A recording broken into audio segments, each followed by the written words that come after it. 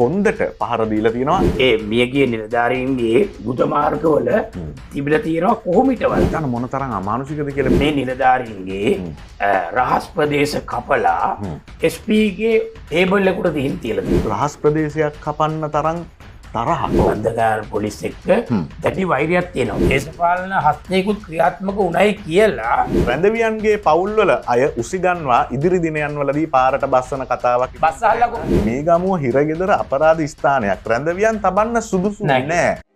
ලංකාවේ අපේම කර්මාන්ත ශාලාවල හදන වසර 15ක් වග කියන අංක 1 සිවිලිම් ෂීට් එක iPanel.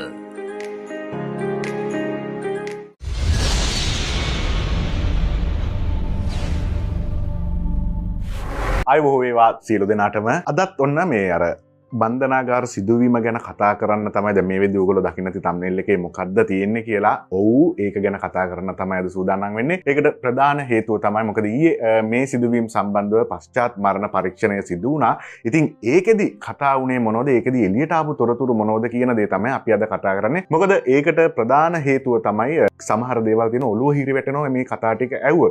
ඔක්කොම කලින් සුදයි අයබෝ වේවා. අයිබෝන් සිද්ධිය දැන් එළියට ඔන්න දැන් ඇවිල්ලා දැන් තමයි බන්ධනාගාර ගැටුමේ කතාවේ ඇවිල්ලා මේ දැන් උණුසුම්ම හරිය. උණුසුම්ම හරිය කියන්නේ අමානුෂිකම හරිය. ඒ කියන්නේ සුදයි මේ සමහර කරුණු කාරණා මොනවද කියලා ඒ සිදුවීම් ගැන මේ අහද්දි ඇහෙද්දි ඒව හොයාගෙන යද්දි අපිට හමු වුණ තොරතුරුත් එක්ක අති බිහිසුනේ කියන්නේ මේ ඔළුව හිරි වැටෙනවා. අපිට ඊයේ මේක ආරංචි වුණේ. ඒ තොරතුරු ටික අපිට ලැබුණේ ඊයේ තමයි. ඔව්. අපි ඒ තවත් මේක හරියටම ක්ලියර් කරගෙන තමයි මේ ගැන කතා කරන්න උවමනා කරේ. නැත්තම් තොරතුරු ලැබිච්ච ගාම අපිට ඉදිරිපත් කරන්න තිබුණා. නමුත් අර ඒක අර අපි තව හොයන්න ඕනේ නේද මේම කියන දේවල් මේ දේවල්. මොකද අපි වග කියන්න ඕන. මොකද අපිත් එක්ක ඉන්න ආදරණීය හිතවතුන් දන්නවා අපි දෙයක් කිව්වොත් අනිවාර්යෙන් සත්‍ය කරුණු හොයලා බලලා තමයි කතා කරන්න කියලා. ඉතින් ඒ විශ්වාසය රැකගෙන තමයි අදත් මේ දේවල් අපි කියන්නේ. ඉතින් මේ සුදයි දැන් ඊයේ මේ සම්බන්ධව පශ්චාත් මරණ පරීක්ෂණ සිදු වුණා. එතනදී ආපු තොරතුරු ටික අපි මොනවද කියලා අපි කතා කරගෙන යමු. දැන් මෙතනදී විශේෂයෙන්ම දැන් 24 දෙනෙක්ගේ පරීක්ෂණ ටික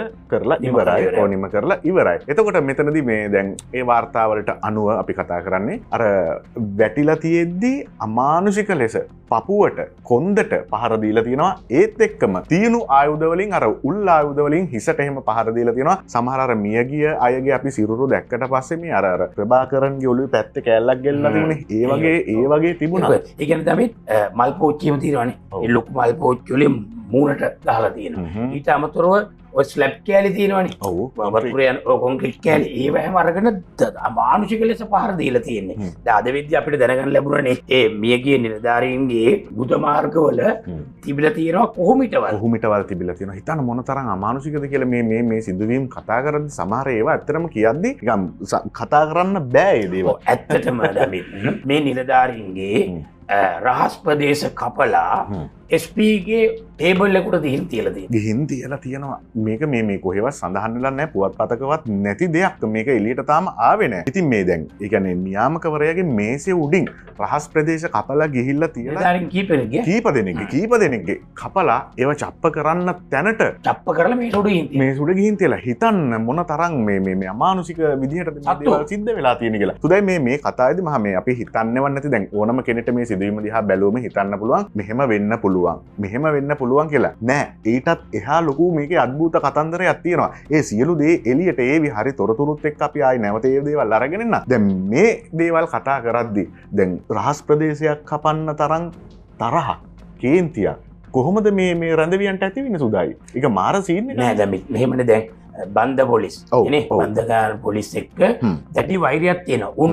ඔවුන්නේ විනය පවත්වාගෙන යන්න මත්ද්‍රව්‍ය මැඩලීම් කරන්න සියලු දේවල්ම කරන්නේ ඔව්. එතකොට අපරාධකරුවන්ට වෛරයක් එනවනේ. මුන් ඇවිල්ලා අමානුෂික අපරාධකාරයෝනේ මේ අපිට පැහැදිලි අමානුෂික අපරාධකාරයෝ කියලා. ඉතින් උන් කරන්න පුළුවන් උපරිම වෛරය පරිමාණය. දැන් ඔය බන්ධ පොලිස් ටීම් එක කියන්නේ බන්ධනාගාර උපක්‍රමික බලකාය හදන්නේ නන්දසේන ගෝඨාභය රාජපක්ෂ සමය. ගෝඨාභය තමයි මේක හදන්නේ. මේක ඉන්නේ සුදායේ විශ්‍රාමික අය සහ ත්‍රිවිධ හමුදාවේ හිටපු අය තමයි මේකෙන් ඉතින් හොඳ පුහුණුවක් හොඳ ඒ සම්බන්ධව දැනුමක් විශේෂ සම්බන්ධව දැනුමක් කණ්ඩායමක් තියෙන නිලධාරීන් තමයි මේකේ ඉන්නේ. අර සුදාය කිව්වා වගේම ඔය රැඳවියන්ට විශේෂයෙන් මේ ජාවාරම් වලට සම්බන්ධ රැඳවියන්ට පුදුම තරහ පුදුම කේන්තියක් තිබිලා තියෙනවා මේ බන්ද පොලිස් කියන කණ්ඩායමත් එක්ක මේ ටීම් එකත් එක්ක.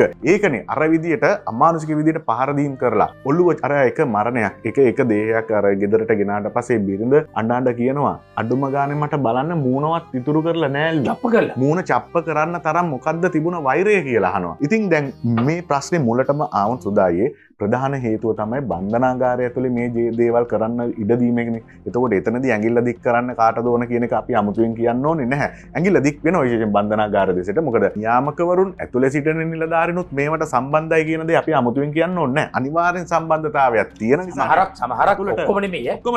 ඔක්කොම නෙමෙයි. ඒකනේ මේ දේවල් ඇතුළට යන්නේ. ඇතුලේ උන්ට අවශ්‍ය පරිදි උන්ට හිතේ හැටියට උන්ගේ ව්‍යාපාරය කරගෙන යන්න පුළුවන්. ඔත්තුවක් දෙන එක වෙනම දෙයක්. එතන ගැටුමින් දෙන්නෙක් මැරෙනවා. ඒක වෙනම කතාවක්. ඒ දැන් අර ආයි ප්‍රශ්නේ අපි අර කලින්ම කතා කරපු වැඩසටහන් දෙකේම අපි කියපු දේ තමයි සුදායේ මේ බන්ධනාගාර උපක්‍රමික ටීම් එක සිද්ධිය වෙන්නේ කලින් දවසේ. එතකොට මේක සම්මතයකට පත් වෙලා තිබුණා කියලා තමයි අපිට ආරංචි ආවේ නිවුස් වල ගියේ හැමතැනම ඒක වැඩවල කොමසාරිස් ගියානේ. ඒ ඔක්කොම හරි. ඊට පස්සේ මේ කණ්ඩායම ගියාට පස්සේ මේක නැවත ඇවිලිනවා. ඉතින් මේ අර එදා අහපු ප්‍රශ්නෙම තමයි අහන්න තියෙන්නේ. තාමත් ඒකට උත්තරයක් කොහෙවත් නැහැ. AC ගජනායක මහත්තයාත් මම දැක්කේ නැහැ කොහෙවත් ඒ සම්බන්ධව සඳහන් කරලා තියෙනවා. මම හිතන්නේ ඔහු මේ දැන් මේ වෙච්ච සිදුවීම එක්ක මම හිතන්නේ මේ බන්ධනාගාර මාධ්‍ය නිවේදකතුමා නේද? තුමා මං හිතන්නේ මේ සම්බන්ධ ප්‍රකාශයක් කරොත් ඉතා වටිනවා. මොකද සමාජයේ වෙන තොරතුරු යන්නේ මේ සම්බන්ධව. නමුත් ඊළඟදී දැන් මේ ගමුවේ මේ අපරාධ සිද්ධ වුණානේ. මේ සිදුවීම සිද්ධ වුණා. හැබැයි තාමත් SP වගීරනේ and chief jailer Jayantha තාම ඒගොල්ලන්ට විරුද්ධව විනය කටයුත්තක් කරෙත් නැහැ. ඔවුන්ගේ වැඩසටහන මොකුත් නැහැ. මේ සිද්ධිය සම්බන්ධයෙන් ඒගොල්ලෝ වගේ කියන්න එපා. මට ආරංචි විදියට සුදායි දැන් ඒ දෙන්න සම්බන්ධව පරීක්ෂණ වන පටන් අරගෙන කියලා කියනවා. උතන ඔය නිලධාරීන් දෙන්නෙක්. ඒ දෙන්න සම්බන්ධව අරගෙන අපි බලමු ඉදිරියේදී ඉතින් මොකද්ද සිද්ධ වෙන්නේ. දැන් මේ ඔය කරුණු කාරණාත් එක්ක මේ පොඩි අමුතු සම්බන්ධයක් තියෙනවා. ඒකයි මම අර කිව්වේ. අපි හිතනවනේ මොකක් හරි සිදුවීමක් වුණාම ඕනම කෙනෙක්ට හිතන්න පුළුවන් මෙහෙම වෙන්න පුළුවන් මේක මෙහෙම වෙන්න පුළුවන් කියලා. අර ඒකයි මම කිව්වේ නෑ. ඒ අපි හිතන කිසි දෙයකටත් වඩා එහා දෙයක් මෙතන තියෙනවා. ඒ මොකක්ද කියන දේ දැන් හොයාගෙන යනවා. තව මේ දේශපාලන හස්තයකුත් ක්‍රියාත්මක උණයි කියලා මේ මං ඔයාට විතර පෙන්නන්න. මේ තියෙන්නේ ෆොටෝ දමිත් පොඩ්ඩක් මේ ඉන්නේ එතන හිටපු නිලධාරියෙක්. කායක දින්නේ සාටකෙක් එක්ක මේවා පෙන්නන්නේ හරියට ඉවර වෙච්ච ගමන් දාන්න. මේ ඉන්නේ කවුද? හරියට. මේවා පෙන්නන්නේ පොඩ්ඩයි පොඩ්ඩක් පෙන්නන්නේ. ඒවා නං එක්කම අපි ඊළඟ වැඩසටහනේ කියන්න. ඒකයි අර මම කිව්වේ. හිතනවට වැඩි එහා දෙයක් මෙතන තියෙනවා. මේක මේ ලේසි පහසු දෙයක් නෙමෙයි. වැඩි තොරතුරු අපිට ගලාගෙන එනවා. ඒක හැම තොරතුරක්ම අපි ආපු සැනින් එළියට දෙන්නේ නැහැ. හැම දෙයක්ම සනාත කරගෙන තමයි කතා කරන්නේ. දැන් මෙතනදී මේ CID එක විසින් අර ආයුධ කිහිපයක් අරගෙන තියෙනවා පරීක්ෂණ සඳහා. එතනදී මේ රිපීටර් ගිනියාවි 22ක් T58 හොඳයි 56 නෙමෙයි T58 T58 ගිනියාවි 10ක් අරගෙන තියෙනවා. විමර්ශන සඳහා CID එකෙන් අරන් තියෙන්නේ. මොකද මේ දැන් රස පරීක්ෂණ වාර්තාවට දැන් ඒ ඕනනේ මොන ආයුධෙන්ද උණ්ඩ පිට වෙලා තියෙන්නේ. දෙපැත්තෙම තිබි. ඔව් දෙපැත්තෙම තිබිලා මොන ආයුධ වලින්ද මේවා පිට වෙලා තියෙන්නේ. ඉතින් ඒ දේවල් එක්ක එතකොට දමිත් අතනට එමුකෝ. දැන් අපේ නිර්භීත නිලධාරියා වෙඩි තියෙනවා. ඒ වෙඩි තියන්නේ ඇතුලෙන් මෙහෙට වෙඩි තියෙන හින්දා. ඒක කවුරුත් දකින්නේ. ඒක කවුරුත් ඒක තමයි ඇත්ත. හරිද? සමීප රූපරාම වලට ගිහින් බලන්න. එතකොට වෙපන් පහක් ඒ මොහොතේ ඇතුලේ මෙහෙට වෙඩි තියන්නේ. වෙපන් පහක්. හරිද? මේ බලතල ටික කියන්නේ ඒ වගේ සිදුවීමක් වෙලාවකදී කොහොමද බන්ධනාගාර නිලධාරීන් ක්‍රියාත්මක වෙන්න ඕනේ කියලා තියෙනවා. ඔව් එතකොට අර ගොඩක් දෙනෙක්ට ප්‍රශ්නයක්ව තිබුණ කාරණාව පැහැදිලි වෙයි කියලා අපි විශ්වාස කරනවා. පොඩක් ඉන්න. දැන් දමිත් රණවිරු ගාය තියෙනව නේද මුන්ට? රණවිරු ගාය, සාලියේ ගාය, රණවිරු ගායනේ. එතකොට දැන් මේ හිරකරුවෝ මේ විදිහට ප්‍රාඩ ලෙස අමානුෂික ලෙස මිනිස්සු මරමින් අවයව කපමින් මූණ චප්ප කරමින් මේ ක්‍රියාව කරලා ජේලර්වරු නිලධාරීන් ඒකට විරුද්ධව කටයුතු කළා හින්දා නුනේ. එතකොට දැන් මේ රණවිරු ගාය නම් ඇයි මෙතනට මේ බල්ලන්ට මේ නිලධාරීන්ගේ ගාය නැත්තේ? පැහැදිලිව ඇත්තේ ඒක පේනවනේ නේද? ඒකේ දෙපැත්තක් තියෙනවා උතන. හරි අපි අර සුදායේ කියපු කතාවට මම එන්නම් මේක කියනනම් දෙපාර්තමේන්තු නිත්‍ය නියෝග. මේක හොඳට අහගන්න ඉතා වටිනවා. 281 පහත දැක්වෙන අවස්ථාවකදී විනා කිසිම බන්ධනාගාර නිලධාරියෙකු සිරකරුවෙකුට රිවෝල්වරයකින් එල්ල කිරීම හෝ සිරකරුවෙකු වෙඩි තැබීම හෝ නොකළ යුතුය කියලා තියෙනවා. ඔව්. ඊට පස්සේ ඒ කියන වරහන් ඇතුලේ තියෙනවා භයානක පහර දීමකදී එනම් පහර ලබන්නා මරණයට පත්වේ යයි සිටිය හැකි හෝ ඔහුට බරපතල තුවාල සිදුවිය හැකි හා එකනේ වරහන් ඇතුළේ තියෙන සාමාන්‍යයෙන් පහර දෙන වෙනත් භයානක ආයුධයක් තිබෙන විට එම මරණයෙන් හෝ බරපතල තුවාල වලින් තමා ආරක්ෂා වීම සඳහා හෝ අන් තැනැත්තකු ආරක්ෂා කිරීම සඳහා ආත්ම ආරක්ෂාව අයිතියට අනුව ක්‍රියා කළ යුතු වන බව පහර දීමකදී කියලා ඔන්න තියෙනවා. තමන්ගේ ආත්ම ආරක්ෂාවට වෙඩි තියන්න පුළුවන් කියන එක. පුළුවන් කියන එක. ඒතකොට එතන වෙන්නේ ඒක තමන්ගේ ආත්ම මොකද අර කිව්වා වගේ ඇක්ෂන් එක රියැක්ෂන් එක තියෙන්නේ. අපිට පේන්නේ එළිය නිලධාරිය ඇතුළට වෙඩි තියෙන එකක් විතරයිනේ. හැබැයි ඇතුලෙන් වෙඩි තිබ්බ කියලා තියෙනවනේ නේද? බෝධි පූජා දී හිටියේ. අන්න ආකාරයකින් වැළක්විය නොහැකි නිත්‍යානුකූල බාරයෙන් පැන යාමකදී හෝ එසේ පැන යාමට වෑයම් කිරීමේදී සිරකරුවන්ගේ සාමූහික පහර දීමකට හෝ බන්ධනාගාර පවුරුවල ගේට්ටු හෝ ද්වාර හෝ බලයෙන් විවෘත කරවීමට ගන්නා සමූහික වෑයමකට සිරකරුවන් සම්බන්ධ වූ අවස්ථාවකදී කියලා මේකේ තියෙනවා.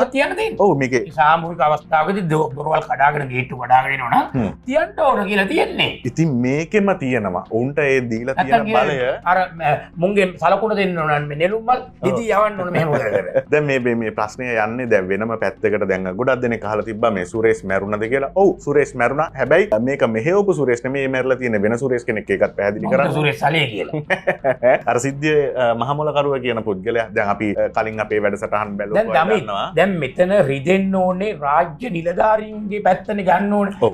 රටේ මිනිසුන්ද ආණ්ඩුවද මේ නීතිමය ස්වභාවෙත් එක්ක දැන් හොඳටම දැන් කියනවා මම දැක්කා මේ අපතෝ කියනවා විශේෂ බාර අමතිවරයා කවුද හර්ෂණ ගිහිල්ලා මෙතන අඬනවා. එතකොට හිරකරුවන්ගේ තොපිය අඬපියව. අන්නවා හිරකරුවෝ නෙමෙයි නේ බං අමානුෂික කාලකන්ටි කන්නෝ. දැන් කියන්නේ විපක්ෂෙන්නේ. දැන් වෙන මොන පපරවල්. හරි මෙන්න මේක හොඳට අහගන්න. විපක්ෂයේ පොඩි සැලැස්මක් තියෙනවා කියලා පොඩි ආරංචි මාර්ග තියෙනවා. රැඳවියන්ගේ පවුල්වල අය උසිගන්වා ඉදිරි දිනයන් වලදී පාරට බස්සන කතාවක්. බස්සහල්ලකෝ. අර එතකොට අර මේ එතකොට මිනිස්සු කරයි අර දැන් මේකේ තිබ්බ නේද කොසු පපව ඉතුරුලා තිබ්බා කියලා ගුද මාර්ගේ. මෙහෙමයි කියන්නේ. ඉතින් දේශපාලඥයන්ට ඕන විදියට ඒ කියන්නේ දේශපාලඥයන්ගේ අතකොළු වෙන්න එපා. මේක බලන කවුරු හරි පවුල් වල සමීපත ඒ කියන්නේ මේ ළඟම ඥාතීන් හිතවතුන් ඉන්නවා නම් අපි කියන්නේ දේශපාලඥයන්ගේ අතකොළු වෙන්න එපා. කිසිම කෙනෙක් උන් කියන දේ අතකොළු වෙලා රටේ නීතියක් තියෙනවා. නීතියට පරිබාහිරව යමක් කරන්න ගියොත් උන් අත්අඩංගුවටපත් වෙලා උන්ව ඇතුළට දාන්න. ඒකනේ වෙන්නේ නීතිය තියෙන්නේ. ඒකනේ වෙන්නේ. ඉතින් හරි අමානුෂික සිදුවීම නැවත මතක් කරොත් ඉතා දරුණු විදියට ඔළුවට ගල් අතෑරලා ඔළුව මූණු චප්ප කරලා ඒත් එක්කමනේ ධර්මං කිව්වේ ප්‍රභාකරන්ගේ ඔළුවේ තිබුණ විදියට මේ පැති ගලවලා යන්න තරම් පහර දෙන්න මොන තරම් අවයව කපලා රහස් අවයව කපලා ටේබල් එකට තියන්න චප්ප කරලා මොන තරම් කුරිරුද කියලා ඉතින් හිතන්න මේ සමාජයේ. ඉතින් අර ඒක අර නිලධාරිය ගැන නැවත මතක් කරනවා. මේ දේවල් කරපු එවුන් ටික අර දොර කඩාගෙන එළියට ආවනම් ඔබ හිතන්න සමාජයට මොන වගේ විශ්සනක් දෙන්නේ, සමාජෙ මොන වගේ දේවල්ද ඇති වෙන්නේ කියලා. වෙපන් පිට එන්නේ. ඒ කියන්නේ මේ ගොඩක් මම දැක්ක හැලිලියන්නන්ගේ සංගම් දාලා තිබ්බා. ඒ කියන්නේ මේ නිරායු දෙවුන්ට පහර දෙන්නද මේ යන්නේ මේ කියලා. එන වරේ තොපිට පහර තිබුණා. ඒකයි. නොදන්න දේවල් කතා නොකළ සිටිය යුතුයි කියන දේ තමයි අපි කියන්නේ. බොහොම ආදරෙන් ඉල්ලන්නේ ඒ ඉල්ලීම. මොකද සමාජයට අපි වැරදි දෙයක් දුන්නොත් ඒක සමාජගත වෙනවා ඉතා ඉක්මනින්. ඒක නිවැරදි කරගෙන යනකොට වෙන්න ඕන දේවල් වෙලා ඉවරයි. ඒක නිසා හරි දේ අපි සමාජයට දෙන්න ඕනේ. ඒක හැලි ලියන්න පුළුවන් කමට ඔළුවට අදහස් එන හැම දෙයක හැලිනු ගෑණි බලාගෙන ඉන්න. ඇල්ලිලිනට ගෑණි ගිහිල්ලා දී. හරි ඉතින් ඇත්තටම මේ අපිට මරණ පරීක්ෂණ වාර්තාවත් එක්ක ආපු තොරතුරු මොකද අපි හැම වැඩසටහනකම ඕගොල්ලන්ට නැවතත් කියනවා මේ සියලු තොරතුරු අපිට ඊයේ අපිට දැනගන්න ලැබුණා. අපි හොයලා කරලා තමයි අද සමාජගත කරන්නේ. ඉතින් අනිත් එක මෙන්න මේකත් කියනවනේ මේ ගමුව හිරගෙදර අපරාධ ස්ථානයක් රැඳවියන් තබන්න සුදුසු නෑ. අධිකරණ අමාත්‍යාංශයෙන් උන්න නිවේදනයක් කියලා තියෙනවා. සමහර සිදුවීම් හරි අద్භූත සිදුවීම් කියලා මං කිව්වනේ. අපි බලමු ඉදිරියේදී මොන වගේ දේවල්ද තියෙන කියලා. මේ ප්‍රශ්නේ අපි හිතනවට වැඩිය ලොකු ගැඹුරක් තියෙන කතාවක් මේක ඇතුලේ තියෙනවා. ඒ දේවල් මොනවද කියලා අපි ඉදිරියේදී අපිට කතා කරන්න පුළුවන් වෙනවා. අජිත්ටත් එන්න කියලා තියෙනවා අල්ලස්සෝ දූෂණය මසුරු ඔලිසවාඩ 27 වෙනිදාද කොහෙද? ඒක වෙනම කියන්නේ. මේකට සම්බන්ධ නෑනේ. නෑ එන්නේ මේ බුදු මාර්ගවල සම්බන්ධ නෑ. නෑනේ හරි හරි. ඉතින් ওই ටික තමයි අපිට ඕගොල්ලන්ට කියන්නේ. ඒගොල්ලෝ මොන මුකින්ද අදෝ මුකින්ද මොකෙන්ද කතා කරන කට්ටිය. එයා හිටපෑ එක එක මුකින් කතා කරන්නේ. ඉතින් මේ ගමේ සිදුවීම සම්බන්ධව තොරතුරු තමයි අපිට ඕගොල්ලොත් එක්ක බෙදා ගන්න උවමනාවනේ. ප්‍රධාන හේතුව තමයි අපි ඕගොල්ලන්ට කලින් වැඩසටහන් දෙකේදීම කිව්වා මේකේ යාවත් කාලින වෙන තොරතුරු සියලු දේ හරි දේවල් අරගෙන එන්නම් කියලා. ඒ පොරොන්දුව තමයි මේ ඉටු කරේ. ඉදිරියේදීත් එහෙමයි. මේ සිද්ධි සම්බන්ධ දැන් මම මේ ඡායාරූප දෙක තුනක් සුදාය මට පෙන්වනවා. පුදුම හිතෙනවා. පුදුම හිතෙන්නේ නැහැ. ඉතිහාසයේ බැලුවම කොහොමද අපිට පුදුම හිතෙන්නේ මේ සිද්ධියටත් මුන් ඉන්නව නේද කියන එක. පුදුම හිතෙන්නේ සම්බන්ධ නුනොත් අන්න ඒකයි. නේ අවංකව දැන් මේ සිද්ධියටත් මුන් ගෑවිලා ඉන්නවා කිව්වම අනේ අනිච්චන් කියලා තමයි ඉතින් කියන්න තියෙන්නේ හරි අපි බලමු. උන්ටත් ඒකද අපිට කියන්න තියෙන බලටත් අනේ අනිච්චං බලට වෙන දේවල් හිතා ගන්න බෑ. සමහර කෙඳිරිලි මොකද දැක්ක අචින්ත තම්පි විනාශදී අචින්ති තම්පි බවදී චින්ති තම්පි විනාශති. වෙන දේ හිතා ගන්නත් බෑ, හිතන දේ වෙන්නෙත් නෑ. අජිත්යි නාමල්ට. හරි ඉතින් නැවත වතාවක් කියන්නේ මේ වෙද්දි දැඩි සත්කාරයකකේ තවමත් ප්‍රතිකාර ලැබමින් ඉන්නවා රෝගීන්. ඉතින් ඒ සියලු දෙනාටම මේ වෙලාව ඉක්මන් සුවය ප්‍රාර්ථනා කරනවා. තුවාල ලැබුවන් ඉතා ඉක්මනින් සුවපත් වේවා කියලා. සහ මිය ගිය අයගේ පවුල්වල සියලු දෙනාටම අපි මේ